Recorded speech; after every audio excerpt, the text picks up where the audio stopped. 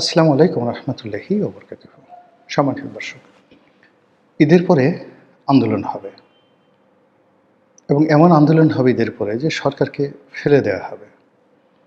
সরকারের কোনো সাধ্য নেই, কোনো শক্তি হবে না আমাদের এই আন্দোলনকে মোকাবেলা করার। এই কথাগুলো ২০০৯ থেকে একেবারে ২০২৪ পর্যন্ত অহরহ বিএনপি এবং জামাতের মুখ থেকে বের হতো এবং এটা যে একটা কথার কথা, এটা মোটামুটি আমরা নিশ্চিতভাবে বুঝে গিয়েছিলাম। আন্দোলন করার জন্য যে উপলক্ষ দরকার, যে শক্তিমত্তা দরকার, যে কৌশল দরকার, সেই বিষয়গুলো শেখ হাসিনার জামানাতে বিএনপিরও ছিল না, জামাতেরও ছিল না। তো সাংবাদিকরা তাদেরকে প্রায় প্রশ্ন করতেন যে কি করবেন, আন্দোলন কবে? সেক্ষেত্রে যদি বর্ষাকালের প্রশ্ন হতো, বলতে এই বর্ষাকালটা যাক, সামনে আন্দোলনের মৌসুম আছে, নভেম্বর মাস থেকে দেখব। তারপর দুটো ঈদ আছে, ঈদ উল ফিতর, ঈদ উল আজহা। এই জন্য তারা বলতেছে ঠিক আছে, ঈদের পরে হবে, এখন মানুষজন ব্যস্ত, ঈদ নিয়ে ব্যস্ত, রোজা নিয়ে ব্যস্ত, কুরবানি নিয়ে ব্যস্ত, এগুলো হবে না। এর বাইরে আরও নানা রকম উপলক্ষ থাকতো। কখনো এসএসসি, এইচএসসি, এই দুটো পরীক্ষা খুব ব্যাপক আকারে আমাদের দেশে হয় এবং বেশি সংখ্যক ছাত্রছাত্রী এখানে অংশগ্রহণ করে এবং সেই সময়টাতেও বিরোধী দল একটা ওসিলা পেত যে এখন আন্দোলন করাটা ঠিক হবে না, ছেলেমেয়েদের পরীক্ষাটা শেষ হোক। এবং তাদের এই যে আন্দোলন করার যে হুমকি, এটি অতীতকালে এতটা হাস্যকর হয়ে পড়েছিল যে অনেকটা ভূপেন হাজারিকার সেই গানের মতো, যে গানে সেই নারী প্রেমিকা বলে যে তুমি আমাকে বিয়ে করবে কবে। তো বারবার সে ওসিলা দেয়, প্রতি মাসে 12 মাসে তার 12টা ওসিলা থাকে যে আমি এই কারণে বিয়ে করতে পারবো না।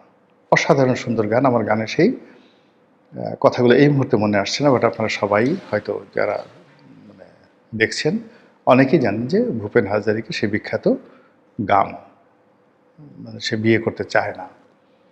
এভাবে আসলে আন্দোলনের প্রতি যে একটা অনীহা, সেই অনীহা বা আন্দোলন করতে পারার যে অপারগতা, এটা যেভাবে ছিল, তার সঙ্গে সঙ্গে আবার নানা রকম কথাবার্তা ছিল যে বিরোধী দলের মধ্যে সরকারের অনেক গুপ্ত এজেন্ট লুকায়িত ছিল, যারা মূলত ডিজিএফআই থেকে শুরু করে অন্যান্য গোয়েন্দা সংস্থার কাছ থেকে নিয়মিত বকরা পেতেন।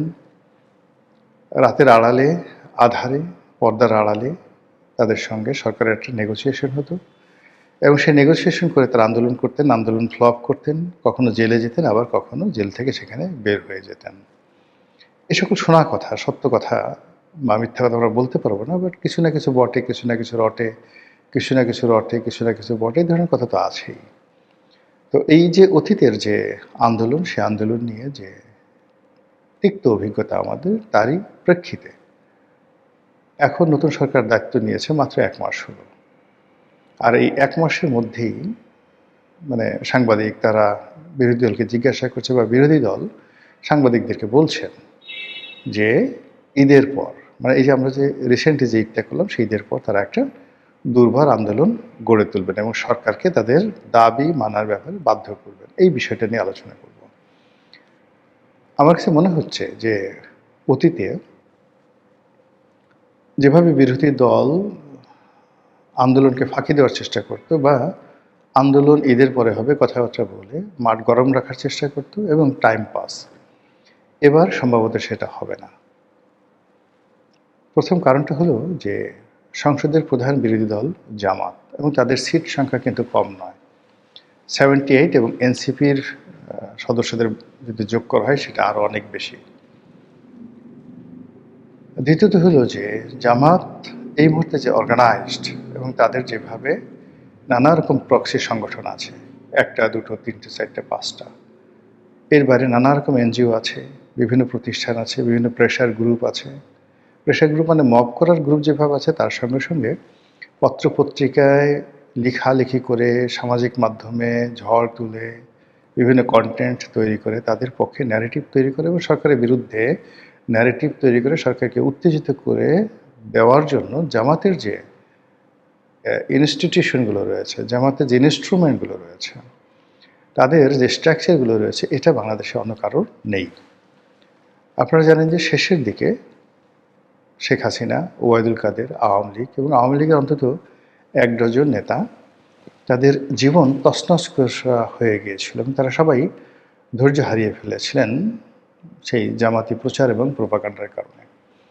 পত্রপত্রিকায় যখন নেতিবাচক কথা আসে, সাইবার বুলিং হয়, যার বিরুদ্ধে হয় কেবলমাত্র ভুক্তভোগীরাই বুঝতে পারেন যে এটার বেদনা কতটুকু। আমি সংসদ সদস্য হয়েছি ২০০৮ সালে। এর পর থেকেই দেশের একেবারে শীর্ষস্থানীয় সমস্ত পত্রপত্রিকাগুলো অনেকটা সিন্ডিকেট করে আমার বিরুদ্ধে একের পর এক অপপ্রচার। এখন সেই অপপ্রচারটা এত বেশি ছিল, সেই তুলনায় এখন এখন ডক্টর শফিকুর রহমান কিংবা মির্জা আব্বাস ওনাদের বিরুদ্ধে যে সকল বুলিং হচ্ছে, ২০০৯ থেকে ১৩-১৪ সন পর্যন্ত আমার বিরুদ্ধে দেশের একেবারে সবগুলো পত্রিকা, এমন কোনো পত্রিকায় নেই যে একটিবারের জন্য হলেও আমার বিরুদ্ধে নিউজ ছাপায়নি।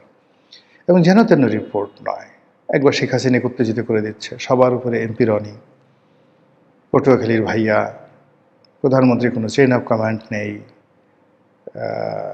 রনির ভাইয়া বাহিনী, আজ রনির ভাইয়া বাহিনী এমপিকে অমুকে মারছে, অমুকের মন্ত্রীকে মারছে, অমুকের মন্ত্রীকে গেট ভেঙেছে, এরকম এভরিডে। আমার ছেলেমেয়ে তখন স্কুলে যেতে পারতো না এবং বলতো যে বাবা আমাদের সবাইকে গুন্ডার ছেলে বলে। এবং আমি এই বিষয়গুলো নিয়ে পত্রপত্রিকা তখন পড়া বন্ধ করে দিলাম। টেলিভিশনের এই যে এখনকার যেভাবে ইন্টারনেটের যে বুলিংগুলো হচ্ছে, এটা তখনও ২০০৯-১০ সনে এভাবে হয়নি।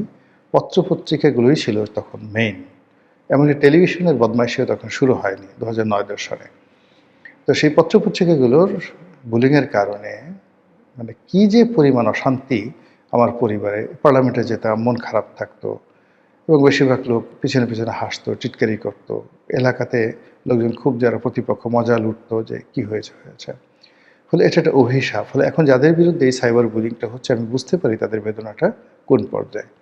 বাংলাদেশে একমাত্র হয়তো আল্লাহর মেহেরবানি, সবচেয়ে বেশি সাইবার বুলিং, সবচেয়ে বেশি নেতিবাচক প্রচারণার পরেও এখনও পর্যন্ত আমি টিকে আছি। আমার কাছাকাছি যারা বুলিংয়ের শিকার হয়েছেন, কেউ অসুস্থ হয়ে গেছেন, কেউ মারা গেছেন, অনেকে রাজনীতি থেকে বিচ্যুত হয়েছেন, অনেকে পদ পদবি হারিয়ে একেবারে অলক্ষ্যে চলে গেছেন। কোথায় লক্ষ্মীপুরে তাহের, কোথায় শামীম ওসমান, কোথায় ফেনীর জয়নাল হাজারি থেকে শুরু করে অন্যান্য যারা আছেন, বদি ঠদি যাদের নাম আসছে।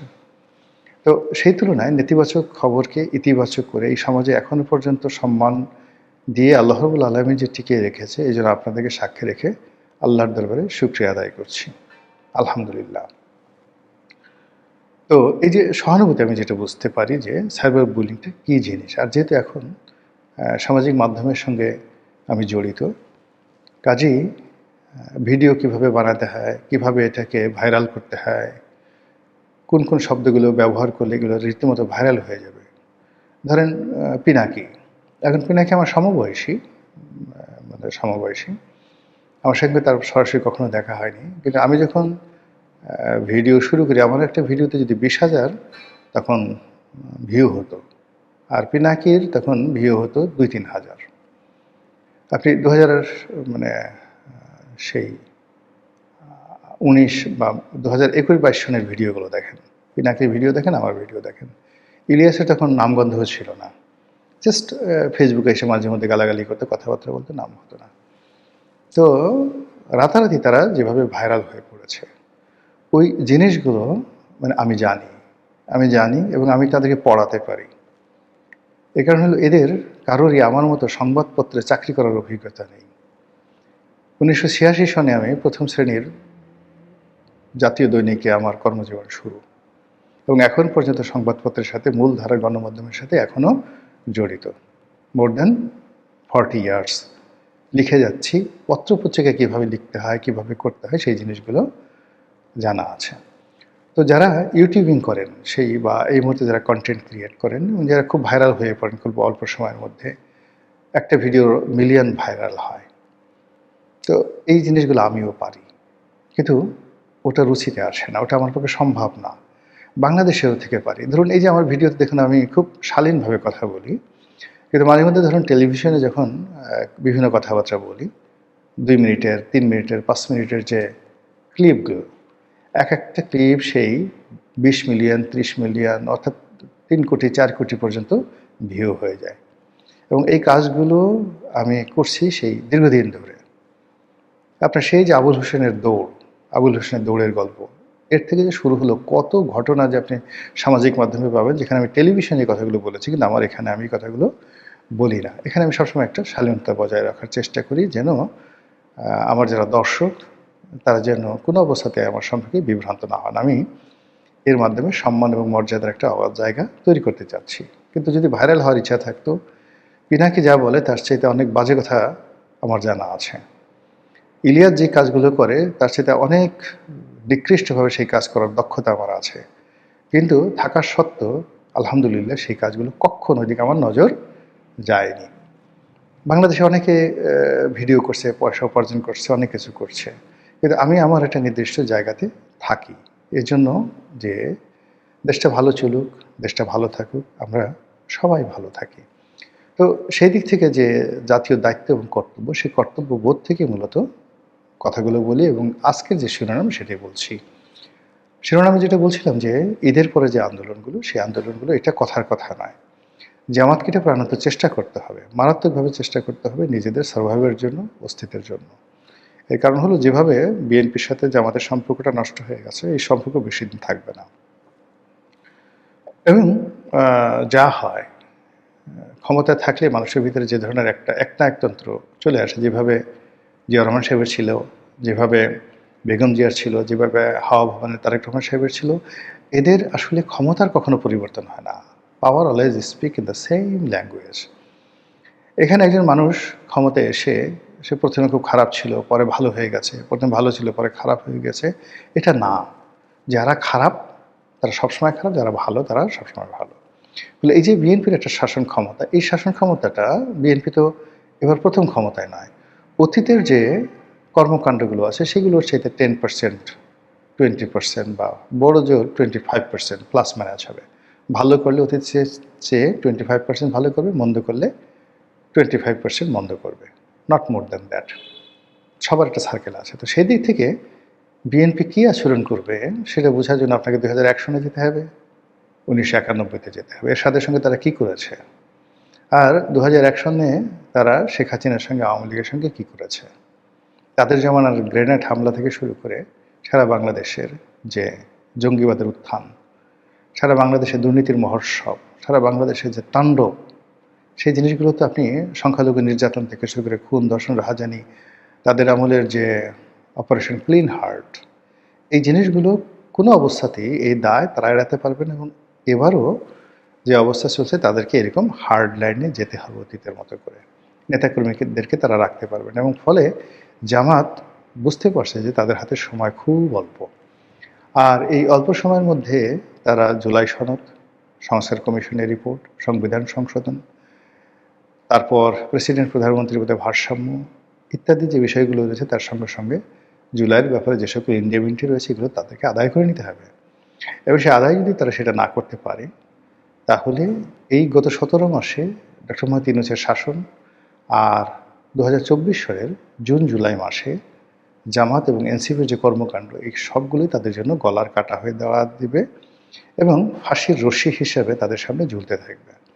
এবং সরকার ঠিক সেম জিনিসটা তাদের সামনে ঝুলাতে চাচ্ছে। যেভাবে এরশাদের বিরুদ্ধে জিয়া হত্যার, মঞ্জুর হত্যা মামলার যে রায়, এই রায়কে সামনে রেখে শেখ হাসিনা তাকে ব্যবহার করেছেন, দীর্ঘদিন ব্যবহার করেছেন। তো এরকম অনেক কিছু আছে, সবারই কতগুলো দুর্বলতা থাকে সব ব্যাপারে। তো এই যে জুলাই আগস্টের গত 17 মাসে জুলাই আগস্টকে পুঁজি করে জামাত যে লাভ করেছে, বেনিফিট নিয়েছে, আর বিএনপি কেবল এই জুলাই আগস্টের সুপ্রিমেসির কারণে জামাতকে এনসিপিকে যতটা প্রিভিলেজ দিয়েছে, এটা তারা ক্ষমতা এসে কোনো অবস্থাতে বরদাস্ত করবে না। বরং ওই সময়টাতে তারা যে আচরণ করেছে তার প্রতিশোধ নেওয়ার জন্য বিএনপির অসংখ্য নেতাকর্মী, মানে তাদের হাত পা, নেতাকর্মীর হাত পা নিষ্পিস নিষ্পিস করছে। তো কাজেই জামাত এই জিনিসগুলো বোঝে, তারা সিঁদুরে মেঘ দেখা মানুষ, তারা অভিজ্ঞতা সম্পন্ন মানুষ, বিরূপ পরিস্থিতিতে চলা মানুষ। ফলে এখানে একেবারে জামাতের লোকজন যেভাবে হ্যান্ডশেক করবে, মুসাফা করবে, গত সে স্বাধীনতার পর থেকে এই পর্যন্ত করে আসছে, এটা এবার হবে না। আপনি গত 17 মাসে দেখেন জামাতের লোকদের চেহারা দেখেন, তারা যেভাবে নিজেদেরকে পরিবর্তন করেছে। জামাতের অসংখ্য লোকের সঙ্গে আমার পরিচয় ছিল। তো এখন তাদের ভাবসাব দেখলে আমার ভয় লাগে। এদের সঙ্গে আমার পরিচয় ছিল, এ কথা বলতেই তো আমার ভয় লাগে। মানে তারা যদি কেউ বলে ফেলে, আরে তুমি কোন অমুক, ওই হাদি যে কথাটা বলতো, হ্যাঁ তুমি কি অমুক, যে তোমার সঙ্গে আমার মতো লোকের খাতির থাকতে পারে, এরকম। ফলে মানে ক্ষমতা এমন একটা জিনিস, তারা পরিবর্তন হয়ে যায়। তো জামাতিভাবে পরিবর্তন হবে এটা আমরা কখনো ভাবিনি। ফলে এই যে জামাত যে পরিবর্তন হয়েছে, আমার ধরেন ক্ষমতা নাই, আমি সাধারণ মানুষ, আমি আমার কিছু করার নেই। কিন্তু বিএনপির যে সমস্ত লোকজনের সাথে জামাতরা গত 17 মাসে বাড়াবাড়ি করেছে, বিএনপির তো এখন ক্ষমতা হয়েছে, রাষ্ট্রের ক্ষমতা হয়েছে, তারা তো ছেড়ে দেবে না। আর তারা যদি ছেড়ে না দেয়, এখন যেভাবে চারিদিক থেকে সব কিছু টেনে আনা হচ্ছে, তাতে করে জামাতের কর্মকাণ্ড সংকুচিত হয়ে যাচ্ছে। আর সেই সংকোচনের যে জায়গা, সেই জায়গা থেকে জামাতকে আপন শক্তিতে যদি দাঁড়াতে হয়, তাহলে এই যে ঈদের পরে যে আন্দোলনের হুমকি দিয়েছে, সেটাকে বাস্তবায়ন করা ছাড়া তাদের আর কোনো উপায় নেই। কাজেই সরকারে যারা কর্তা ব্যক্তি আছে, তারা অতীতের মতো যদি এটাকে বিচার করেন, বিশ্লেষণ করেন, আমার মনে হয় তারা ভুল করবেন। আসসালামু আলাইকুম রহমতুল্লাহি ওয়া বারাকাতুহু।